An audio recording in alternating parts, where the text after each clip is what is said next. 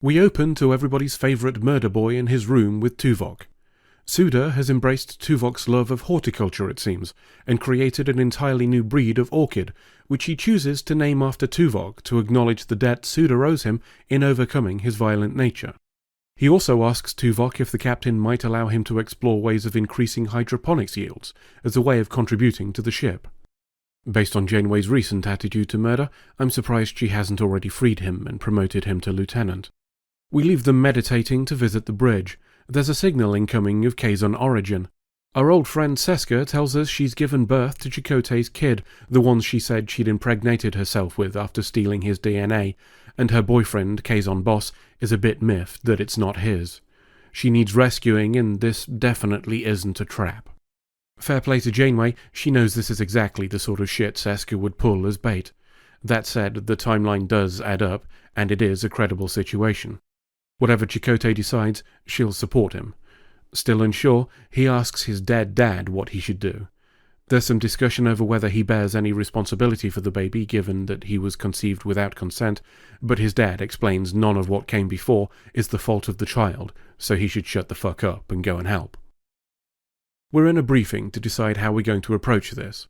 Neelix tells us there's a mining colony in the area willing to assist in a pinch, Kim says he can create sensor reflections of fake reinforcements, and the doc suggests installing emitters on the hull to display holographic ships.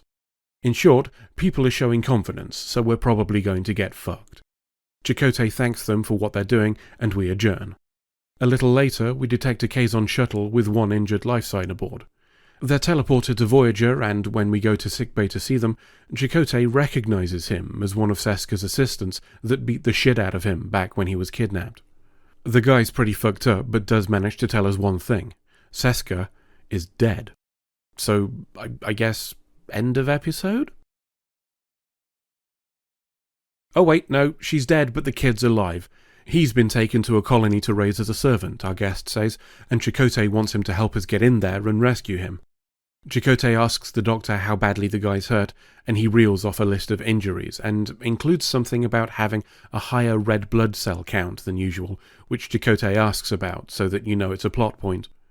Oh, and we can't tell if he's lying because we don't have a reference point to compare him to, so you're shit out of luck there, too. There is one suggestion he's telling the truth, though. He'd have been dead in an hour if we hadn't found him. This seems to be backed up by B'Elanna and Kim, who say the damage to the ship was inflicted by Kazon weapons, and the guy was breathing poison from an atmosphere malfunction for hours. If it's a lie, he's a good liar. Or was close to a good liar who planned it for him, or doesn't know that he's being used by somebody very manipulative. We've invited him to a meeting, it seems, and he's giving us data on what route to take to avoid defences. More than that, after being prompted, he gives us security access, which shows us where those defences are placed. And, incidentally, there are some unaffiliated Kazon in there too, who'll attack anyone, which sounds like something I wouldn't want in my backyard if I were Kazon boss, but that's his business, I guess. We take the route prompted and, a little while into it, detect a small Kazon ship, which causes minor damage after it does a bit of pooping at us, before scarpering when we poop back. How the ship managed to get that close before being detected, or catch us if it was detected earlier, is not explained, but I don't know if that's a plot point or a writing oversight. Either way, we get to repairs and continue on course, though Paris does mention we're about to leave comm range for that mining colony, so we're officially on our own. Sounds like a good time to remind everybody that Suders exists.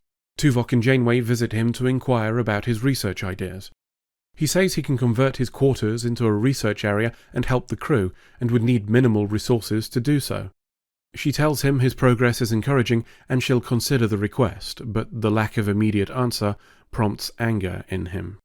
It's clear he still has some work to do in controlling himself, but does at least recognize this. How much his outburst has harmed his chances is another matter. We're still flying along that course, but we've been attacked multiple times.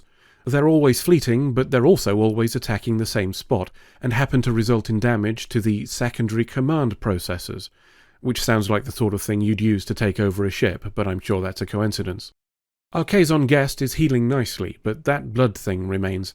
The doctor says it might be a chemical imbalance, and he's going to be a bomb, isn't he? No time to worry about that, though, as we're being attacked again, and in the same spot on the ship. For a collection of unaffiliated Kazon, they're doing a lot of the same thing for no obvious gain. Chakotay calls bullshit and we reverse course, which prompts a group of Kazon ships to approach in a battle formation used by the Cardigans. They've left a suspiciously obvious exit route for them, but Janeway's done being the prey and instead flies straight at the lead ship. We distract half of them with the fake sensor readings and start pooping at the remaining ones, who respond in kind. While this is happening, our Kazon guest is going through some sort of ritual, like the sort of thing you'd do if you knew you were going to die.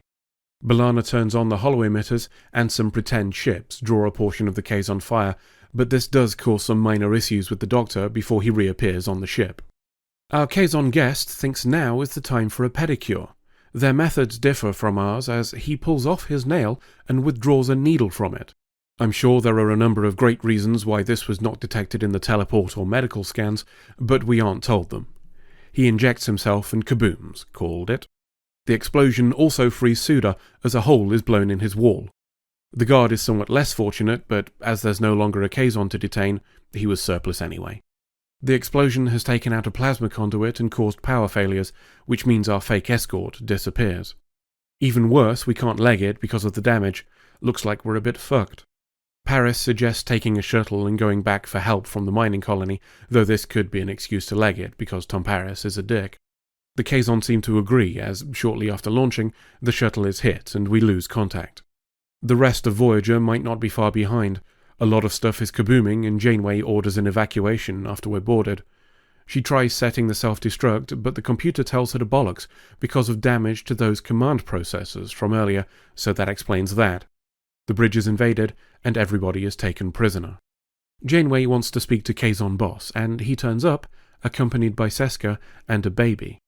Turns out he's fine with the kid and plans to take him as his own son, as Seska told Kazon boss that she was the victim in his conception, which is odd given that he then goes on to assault Janeway and have another misogynistic rant again, but I guess we have to be reminded that they're the bad guys somehow. All the crew are rounded up and taken to a cargo bay, but as they're emptying sickbay, we see the Doctor disable his program with a timer to reboot him in 12 hours. It looks like Suda managed to scarper too, as he's not in his room. Essential repairs are complete and Kazon boss has his new flagship. A couple of crew are missing, along with a shuttle, but he says they destroyed a shuttle during the battle. We arrive at a planet and Kazon boss decides he wants to land on it rather than teleport people down, which is a curious choice for a ship that's taken structural damage, but they're in charge now. We set down and the Kazon kick out Voyager's crew after taking all of their tech. I'd have just shot them personally, but maybe that sort of efficient thinking is why I'm not in charge of a Kazon sect. It looks like the planet is inhabited too. The caves are home to sandworms, and there are some humanoid natives as well. At least we're not the ones to blame for fucking up the Prime Directive this time. On Voyager, the Doctor reboots, and we're shown Sudar hiding in a conduit, but we'll have to wait to see what they can do to help as the rest of the crew watch their ship fly away. End of Part 1.